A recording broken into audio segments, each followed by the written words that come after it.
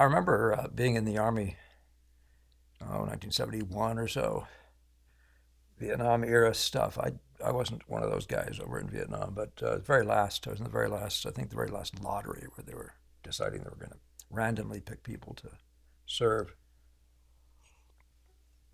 in the draft. And so I was at Fort Leonard Wood, which we, from in a affectionate way, called Fort Lost in the Woods. And the big thing to do there for adventure was spelunking, cave work. And so we would get one day we got and this is fairly typical of what we would do. We got a Coleman lantern, which I knew from experience would last a couple hours or more, and we lit it up, or a couple of them, and then we started going in this cave, hoping to find one of those great finds, big huge cavern at the end with all sorts of wonderful things. Well, as we got to the end of the cave, I don't know how long it took, and came, and just stopped, and we came back out again. It's way in there. I mean, I was in there for more than an hour. A total of 2 hours probably were in the cave. And I remember coming out, and this cave overlooked a river down below. And the thing I remember was we came out of the cave after being in that crazy yellow light for 2 hours, and you came through the entranceway of this cave into the beautiful sunny daylight in Missouri, and it was like you'd never seen color before in your life. Like the full spectrum was there in front of you. It was the most astonishing experience. The nearest thing to it, the thing that reminds me of it, was the experience of seeing Sorolla, seeing his work in person at the Hispanic Society back in maybe 1976 or so. Can't remember when maybe earlier. But totally impressive. Not just blew the socks off everybody from the point of view of color. I'll show you some of the work that we first saw there. But what happened to me coming out of that exhibit was fairly similar to the cave experience. I went outside and everything said Sorolla. Like you saw the color, the spectrum had suddenly increased by multiple colors. So for anybody who thinks that in the course of my comparisons here, I'm going to pick on Sorolla and somehow denigrate him, if for the purposes of elevating something I do or something the Boston School does, you'd be very wrong. And it was a great show, great experience. We saw all sorts of the outdoor paintings, and then the portraits. And the portraits were in a different area. The Hispanic Society. The Hispanic Society was down in New York, way out, 200s or something, right? A level of this street number, like 200. To give you some perspective, it sort of started at 0 down there in the Battery or whatever, and it came up. 57th Street was where the Art Students League was. I think they called that Midtown, and then it goes hundreds and hundreds of, up into, I guess, up into the Bronx, but information you don't need to know. But several of you people have asked me about Sorolla, so here I am going to do this. I'm not particularly interested in just simply talking about other painters, but, among other things, I could have used Sorolla as part of talking about the contemporaries of the Boston School. In my series on the evolution of Impressionism. But Sargent they were known to each other. Sargent is, I think, for the world, probably generally a bigger name. And so it made more sense to use, he spent a whole bunch of years, by the way, I want to say, in the Boston area. So it made a whole bunch of sense to go ahead and use Sargent as the contemporary. But so I haven't done it before this, but so I think what I'll do is just do it. But let me read Isle of Mull's. And by the way, this is one of 2 or 3 now that I've gotten in Isle of Mull. So very apologies, sir, for all the delay in getting this to you. But it says, was interested to hear Joaquin Sorolla his technique for painting portraits as painting from inside to out, and of his dedication to painting plein air. Perhaps some similarities to the Boston ideas. Now, I'm not here actually to talk about his methods in the sense that I know them well. I'm talking about what I see. I've always told you that when I look at pictures, I just look at them to see what they do, and I obviously base that on my own experience, and in other words, from what I do and from other things I've seen. But I haven't sat down and read how Sorolla worked, but I'm going to draw some conclusions that I didn't draw when I was young and when we were overblown by this guy and thought this guy's some genius, only to find out that he actually was a well-educated painter. And probably the latest thing for me to uncover was the fact that he's actually an imaginative painter. Most of his paintings are done from drawings. So in that way, they're so significantly different from a straightforward impressionist who's just painting what he sees in front of him. And it doesn't mean Sorolla didn't do that. It just looks like the overwhelming body of his work, apart from studies for these imaginative things, uh, uh, were done for studies. I'm sorry, that they were not done that much except for studies for those imaginative things. The sun is bothering me here. I'm hoping it's not going to turn into a problem and I'm losing my focus because of it. But so let's just talk about it. I don't anything about this thing, painting from the inside out and all that sort of stuff. I don't know anything about that. Everything suggests that he works from the outline of objects. Sorolla obviously has a remarkable education. Just a really, really excellent old school classical education. So he really has a great skill in drawing, and a great skill in putting together imaginative pictures, making picture design, and then he evolved this remarkable skill in seeing the full spectrum, painting outdoors, seeing the full spectrum. And I suspect he gave himself a bit of an advantage in a certain way by having his drawing all done for him before he started, or not for him, but by him. Anyway, the Hispanic Society has this big picture. I think that picture there on the upper left is at least 6 feet tall, and then whatever width goes with that. I could be wrong. It could be a little smaller, even bigger. I don't know. But that was the first run-in I'd had. Really didn't know the Boston School worth anything when I saw this thing. And this is the first time I saw a painter paint grays with color. And this, his work is just every spot is a color spot in these outdoor pictures. Now, as I said, that isn't true of his portraits. By and large, his portraits look like they're done from a sort of a dead formula. But that's simply not true of them either, exclusively. But that was this one on the upper right, and then the one down the right, the upper left, I mean, and then the one on the right were both at that show. And what was not to remain, just completely memorable and mind-blowing sense of light, full color light, So you're thinking Monet.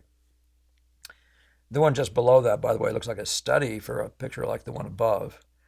And yet the drawing is such that even if it was a short-term study, it was done with preliminary drawing underneath.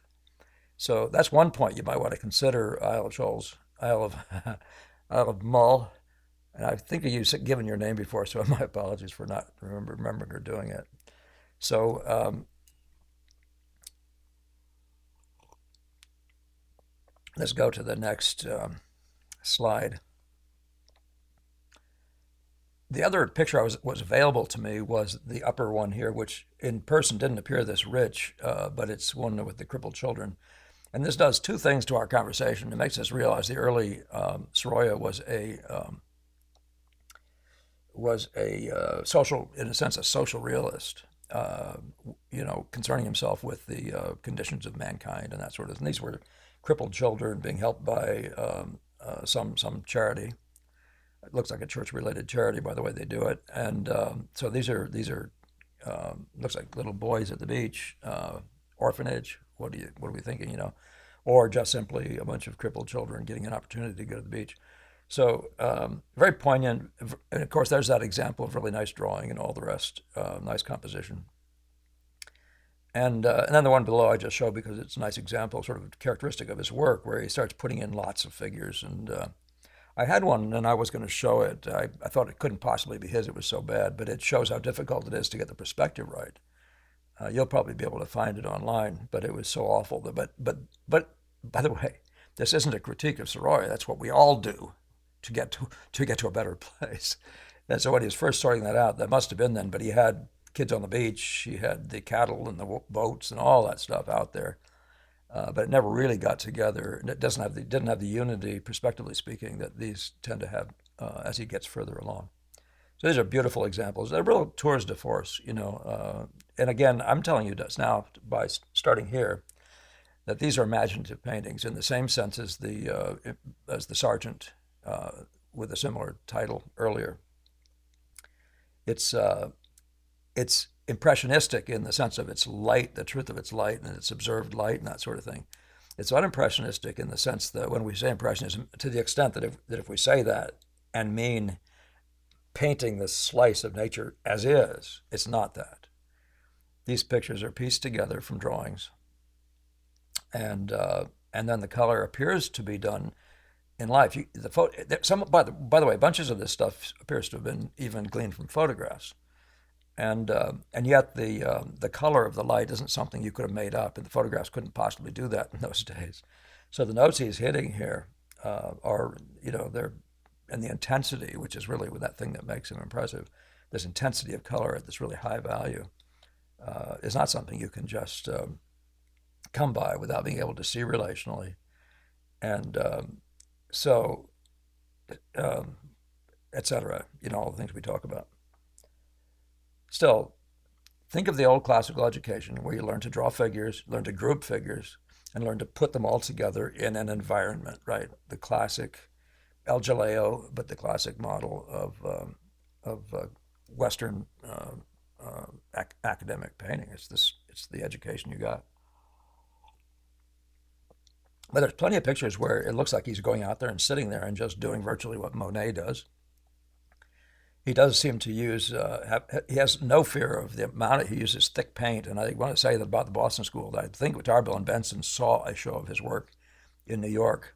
They referred to it, I think, as the work of a Spanish painter. And so I don't know what year it would have been. And I believe Sorolla is about the same age as Sargent. And so he might be slightly older than our guys. In any case, here's a spectacular show, and these guys saw it and said, we'll never use thin paint again.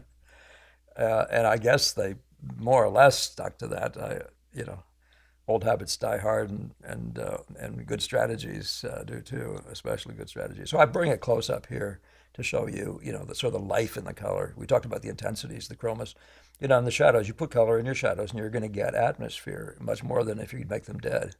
But this guy just is doing that thing that we think of as the search for the color relations, the chromal relations, the color movements, all those things, and we'll talk more about sort of things that he does that are different from the Boston School. But in that sense, he's exactly the same guy as he's the Monet guy. He's not and typically this one is sort of fairly similar, though I think he's got the advantage over the Boston School for various reasons. But this is where I want to show you a key difference, and because this is Monet down below, who would have been the example for all these guys. These guys wouldn't have been looking at Pizarro and all the other sort of, I don't know if you want to call them tag-alongs, but the guys that are the lesser players in this thinking. But this Monet evolved this process, if you want to call it that, for finding the truth in the color. And of course, he was always after that 20-minute moment, that doesn't change that much. And then he would pursue that over days, and then come back another year if he had to pursue it some more. So that whole model. But what you're seeing here, though, significantly, is the pointillist thing that Monet does. There's just a bit by bit by bit by bit. And it doesn't mean he always did it, but it's fairly characteristic. And I show this because these are both mountain scenes with sunlight on them. And I'm showing you now, though, that what was more characteristic of Sorolla, actually I wanted to show you in Newton, don't have it in this thing, is this tendency toward the mass, big flat masses, big flat mass shape.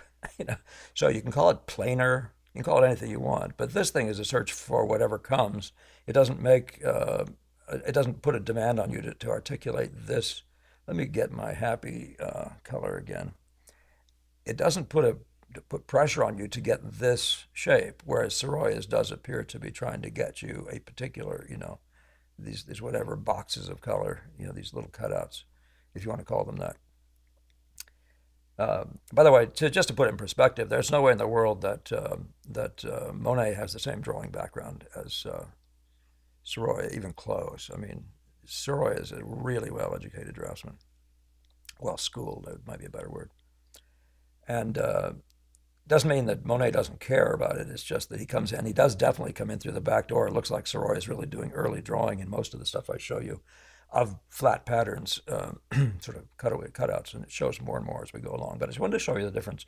Two guys painting a mountain, in this case a ravine with water, in this case just a mountain hillside with what would have been trees receiving light.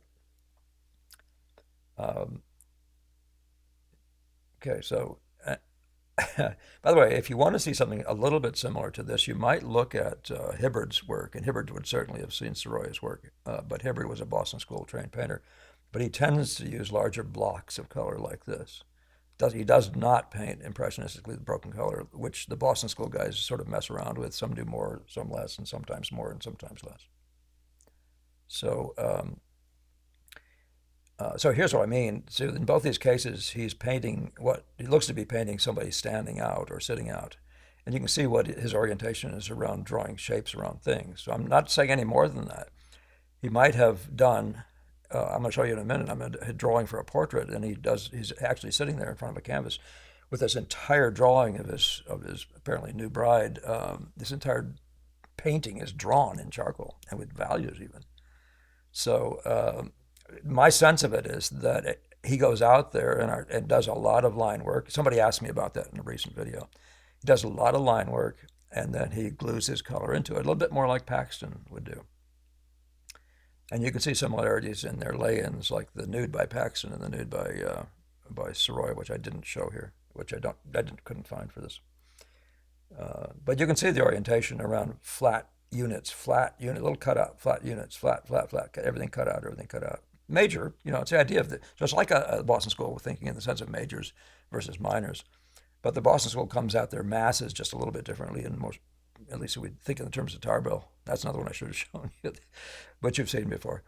You can find online the Tarbell painting outdoors of a woman near a little pond-like thing, where you can see him building up not flat masses of color and breaking it up, but in fact building from broken color notes, which you saw a little bit of, and do see, that you saw earlier in Sorolla. So, by the way, so keep in mind, though, that this is an appreciation, and yet I'm trying to show you a difference between the thinking of the Boston School, because I think it'll help you to clarify the thinking of Sorolla. Yeah, okay. So one of the things you have to do if you're going to be an imaginative painter and you go outdoors, you got to get the unity of the impression in a color study. Ang did it, Bouguereau did it, Leighton did it. I've got starts, if you want to call them starts, lay-ins of the color study. They're color studies. For these guys who are all imaginative painters who are piecing pictures together. They go and then they put together this color study. Well, this guy's painting outdoors, and he does these color studies outdoors. And yet this color study here appears to, so this is a little corner of this color study. This color study here is what I would call a color study. All these figures appear to have drawing on them, the underlying drawing. And any number of areas, they look like they have underlying drawing, and I'm guessing that they do. And so he's placed all the figures in place here, and you'll see some more things in typical academics, where they'll get the whole design setting up there, all the boats on there, the figures, and everybody where they want them. And then they begin to do the color thing. So in this case, they have this tracing out there, and then they do a color study, just blotching in the spots. Find the color of this, the color of that. So everything is color related, from out, well, I'm going to say from outdoors, but it's color related in any case. And so this kind of a scene, say this one here even, he might have sat out there, and you'll see typically a lot of impressionist stuff on a beach. The figures are very, undecided. Look at John Kind and those guys. They don't look like they were doing drawings and posing people. They were just hitting notes while people sat relatively still in certain spots. And so there's a kind of a difference for sure. Anyway, both of these appear to be color studies. And I'll show you a couple more. I think I have a couple more here. Let's see if I can find those first, if I didn't lose them. Did I? Oh, here we are, yeah. So when you go outdoors and you don't have models in front of you, you don't have a drawing in front of you, your color studies might look like that. or like this. These both look like, this one looks like one by Fisk in Boston, where these are just spots, but you don't see what look like real designed figures. But in this, which also looks like a color study, the figures actually each have poses. So, but I still am suggesting this looks like he's doing this whole thing with the idea of getting a color scheme for a big picture. And I believe these are too, but again, these show lots of evidence of real drawing. He's drawing little parts on the bodies, in ways that you think, what's he doing if this is a color study? So who knows what level this is of that. But judging by the blobbiness of the heads and all those sorts of things, he does have a real drawing out there, but is this a color study? So I don't know whether it is or not, but it's in that category though. So I'm showing you the difference. These are real poses, these people, so he actually has something, maybe a photograph, and he sits out there, or a preliminary drawing, and he sits out there with that by his side. Or he has it in some way underlying this thing, and he goes and hits notes like in a field like this. He just hits these notes as people run around doing their thing, and he just finds notes relationally. Now, if you can't paint relationally in color, you can't do this in any case, by the way. So let's get back to where we were. Gave you a little heads up. So I'm going to show you a couple different things. Now, this on the left is the Sorolla, and you see the cut flat patterning. It's planar. If you look at the head here, look at the hair. That's called planar. You're laying things in planes. You don't see that happening. These are similar starts. This is a study by DeCamp, and you can see it's oriented around what I call the visual order, the order of the effects, and his orientation after that is Angian. It's the rolling of forms, not the hunting for planes, and that's significantly different. And it's also different for Paxton. That's DeCamp. This is Paxton. That's Sorolla. So here I'm showing you a Paxton. I just wanted to show you this Paxton so you can see that it's not outside the realm for these guys to hit exotic colors like Sorolla does. And in some ways the similarities between Paxton's general approach, which is, I would suggest to you, is outline based. It shows evidence of it being much more than visual order and lost and found based, like the rest of the Boston School. But there's some similarities, so I thought that might be fun for you to see that. And this sort of the striking sense of sunlight through chroma, through intensity and color qualities. So there's that. Then there's the portrait one. Now I want to go back just for a second and talk about the flatness of this, right? Now this is a portrait, that's a fairly refined portrait, and this appears to be a self-portrait, but here you can see again that indication of shape making as opposed to visual order thinking.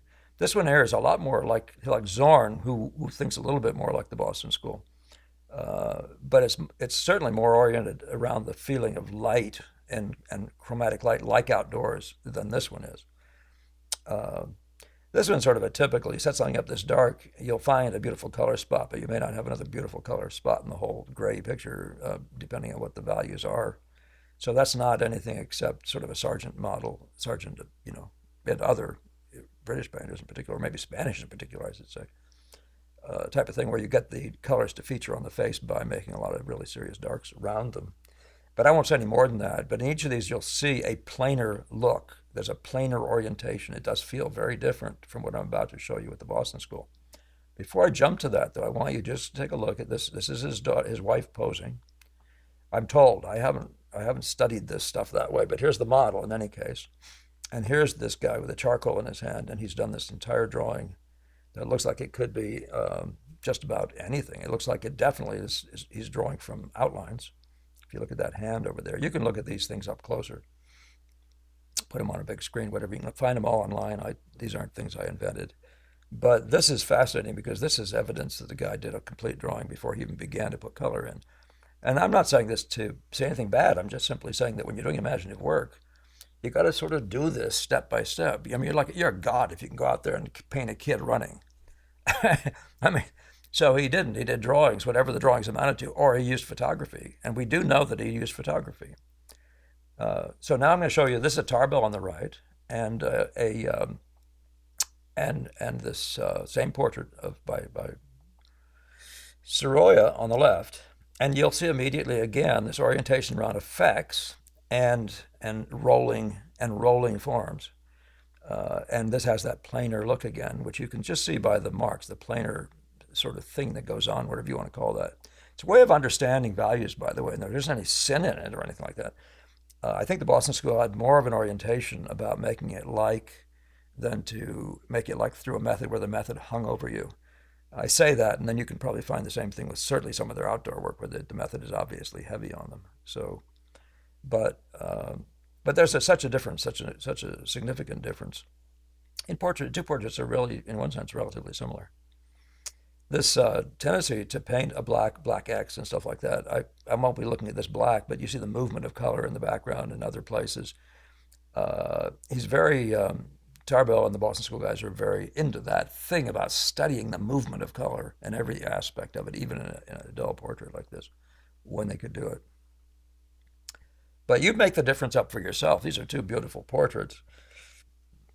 Sorolla is a terrific portrait painter, but when it comes to using color indoors, it looks like he just switches to a formula or something like that, and they're not. A big body of them are just not particularly attractive at all, and they have a certain deadness. Especially, he sets you up to love the life in his colors, and then he doesn't deliver it. Although this is a really nice example of delivering it, a very neutralized color, but really full quality, full of projective intensities, very adequate to the job. Is the truth. So, and again, so I'm showing you now the three examples of paintings done in the visual order as opposed to that planar model. And I've just put them out there so you can look at them. But the two on the right are portraits of women by DeCamp, and on the left is a Tarbell. But you'll see an orientation that's different. Now, this thing he does go for the big smash of light, but sometimes these photographs that you find aren't,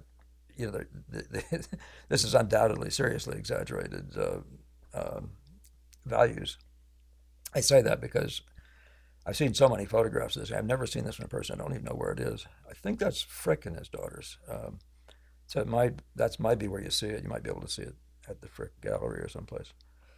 In any case, this you can see the orientation is around edges, the articulation of what happens at a silhouetting edge, and the movement of values I say in an Angian way, which Ang says it's don't model by the flat planes, model by the rounds. And that's nothing except a difference, okay?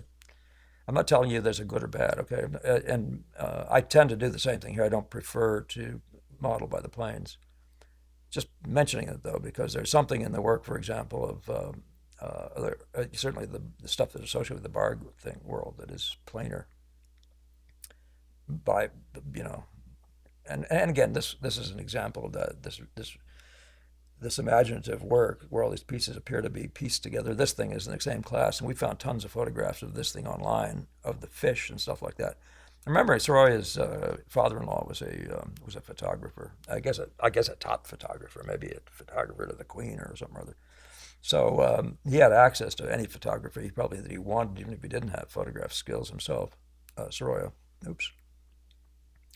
And this, by the way, I saw this. There's a whole bunch of these murals. I don't know if they stay in the Hispanic Society or what they do, but these murals are there, easy to see. I found them very hard to look at, but I think it's because you couldn't get back adequately on them and that sort of thing. But nothing else to say except that these are imaginative paintings in both cases, where the pieces are pieced together. These people did not stand still and model for him while he painted a visual impression, right? So he's using impressionist color. And what he's actually doing is he's now don't let me say this wrong. He's telling a story. He's got a narrative. The narrative is the thing in these pictures. And like Paxton, he does good drawing and uses impressionist color. But would you call it impressionism? And that's a kind of a big question, right? That's kind of like the question of the day. No, it's imaginative and impressionistic, but it's not impressionism in the sense of if you define impression as painting this piece of a slice of life, like Monet was doing, if you think of it that way, or if you think of it as a person who paints a portrait, for example, and just paints the visual and it does it through the visual impression, not through the knowledge of objects, the structural knowledge and all that sort of stuff, then you would be talking about the same animal. But this is the imaginative player, and you do a mural like this, and of course you're going to be doing, all the pieces are going to be pieced together from imagination, drawings. And I have no idea. I haven't looked for whether he's got a whole sketchbooks full of drawings and that sort of thing. That's somebody else's problem. And by the way, there's plenty of sites that everybody loves Sorolla. But so there's plenty of places you can find that information. So don't look to me for that. You remember my point in doing this is to be a vehicle for the Boston School conversation, which is, and so I take these opportunities to show you the difference. So this whole conversation about the visual order thing, this guy has a great sense of values, and he does it mostly. He gets his visual order by the values, not by the edge, not by the incredible variety of contrasts between edges. So all right. So I looked at that with you, and I think that's our story. Okay. So let's go back to the very beginning ones, and just so we can actually end with a little bit of a celebration of this guy. So let me say again, this stuff, by the time he gets done with this work, which in all cases looks like it's pieced together. I've seen studies of this guy, different separate paintings, just like Sargent does. So if you're talking about an imaginative painter, and he's painting a player, one of these guys, he's painting them either on the canvas or in isolation, I would suggest to you that he then winds up being a piecemeal. He paints this impressionistically, this unit, and probably each of these other units separately, he paints them impressionistically. And then he manages, and this is maybe the great feat of his career, is he manages to pull them all together into one unified light, which of course any imaginative painter has to do. Gamel's solution to it was to make sure no matter what he did, he put all the models in the same place. When he's doing an imaginative painting, he put them all in the same light in his studio. So the light was coming in, hit everybody, the same way, and he would use whatever correlations he otherwise needed to do. So that's my appreciation of Sorolla, and understand again that my motive in doing this kind of thing is to talk about the thinking involved in the Boston School. But if you understand the difference, you're going to understand both these guys better, and that's one of the reasons I do this. Oh, I was going to say the visual order stuff of the edges, for example, the brilliance of that sharp edge on the tail. That's one of these conversations about visual order. That's a very prominent visual phenomenon. So is this one, say, compared to the soft edge here. So you could say we have the same contrast between this and this as between this and this, but we have a soft edge. I say you could say that. But this idea of visual order is in that class, right? So there's an edge right here that's dark, meaning this light. But if you look at the whole figure, maybe with the exception of this, that's the projective spot, and that's what we talk about in the visual order thing. And he's certainly got the ability to get to that thing. And I suggest you're probably in the process of pulling this all together. He isn't without some sense of lost and found, but you see that he mostly doesn't do it. He's much more like Ang in the sense that he mostly hangs on to. He just does the thing, and then he does as minimally as much. He isn't looking for these amazing movements of color through value and stuff like that in the purest sense that I think you'll see more frequently in the Boston School. So anyway, so let me just return. This guy is greatly to be celebrated. I don't think anybody's ever painted color with this much uniform, or even individual pictures with this uniformly consistent intensity, with that power to suggest the brilliance of daylight. I don't know that anybody's ever done any better in the Impressionist world. But keep on remembering, you look at the tons and tons of these studies, not this one, in which he's done this stuff on the spot, and you begin to realize he was actually that kind of impressionist too, and he used that kind of impressionist information, doing the piecemeal placing together of these cows with his boats, with all these other things. And as I said, so to some degree, some of this might be photography, but there's plenty of evidence that individual parts of these guys were done individually. And some pictures, they break apart a little bit, and others, you wouldn't even notice it. I mean, in terms of the Impressionist unity. So, all right. Well, thank you, Isle of Mull and Isle of Mull, right? And that's it, yeah. Oh, and thank you. Oh, my golly. Karen, thank you again for your regular contribution that showed up this past week. Do thank you very much. Thank you all for donating, for sharing, for subscribing, and liking whatever you get opportunities to do in a positive vein. And by the way, I'm going to talk about expression for Hal, who was commenting on my complete lack of expression in my work. But I do want to talk about the idea of expression, so I haven't forgotten that one either, which is going to come up. But this one is really getting old, and several people recently were asking about Sorolla. So that's that. Wish you well. Have a great week, and enjoy color. Just enjoy color.